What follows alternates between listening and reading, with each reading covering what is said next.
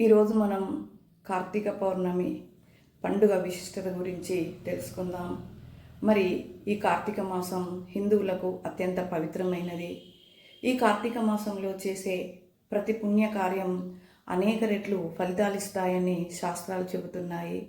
మరి కార్తీక పౌర్ణమి దీని విశిష్టత చాలా స్మరిస్తూ దీపారాధన చేస్తారు. ఈ కార్తీక మాసంలో ఒక దీపం వెలిగించినా అనేక జన్మల పాపాలు నశిస్తాయని పురాణాలు చెబుతున్నాయి. ఈరోజు శివుడికి విష్ణువుకి సమానమైన ప్రాముఖ్యత ఉంటుంది. శివారాధన చేస్తే జ్ఞానం, విష్ణు పూజ చేస్తే మోక్షఫలం లభిస్తుందని అంటారు. దీనినే హరిహర పర్వదినమని కూడా అంటారు. ఈ రోజున తులసీదళం, తులసి అర్చన చాలా శ్రేయస్కరమని శాస్త్రాలు చెబుతున్నాయి. తులసీదేవి వ్రతం పూర్తయ్యే రోజు కూడా ఇదే. మరి ఈ కార్తీక పౌర్ణమి రోజున సూర్యాస్తమయం తర్వాత నదీ తీరంలో, ఆలయాలలో, ఇంటి ముందు దీపాలు వెలిగించడం పుణ్యకార్యం. ఇది ఆత్మకు జ్ఞాన ప్రకాశం నింపుతుంది.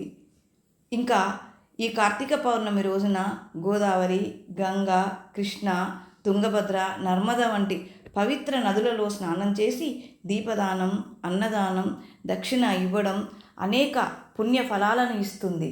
మరి పౌరాణిక నేపథ్యం గురించి తెలుసుకుందాం.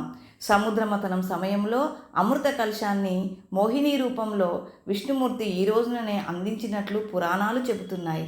అందుకే ఈ రోజున మోహిని రూపంలో ఉన్న దేవతను స్మరించి దీపారాధన చేస్తారు. కార్తీక మాసం గురించి మొత్తంగా చెప్పాలంటే కార్తీక పౌర్ణమి అనేది జ్ఞాన ప్రకాశం, భక్తి, దానం, సమర్పణ చిహ్నం. ఈరోజు దేవాలయాలకు వెళ్ళుట వలన దీపదానం, వ్రతపాలన ద్వారా మనసు పవిత్రమవుతుంది. ఈ అంశం మీకు నచ్చేది ఉంటే తప్పకుండా సబ్స్క్రైబ్ చేయండి. ఒక లైక్ ఇచ్చి మీ అభిప్రాయాన్ని కామెంట్ చేయండి. మీ మిత్రులకు షేర్ చేయండి. Thank you.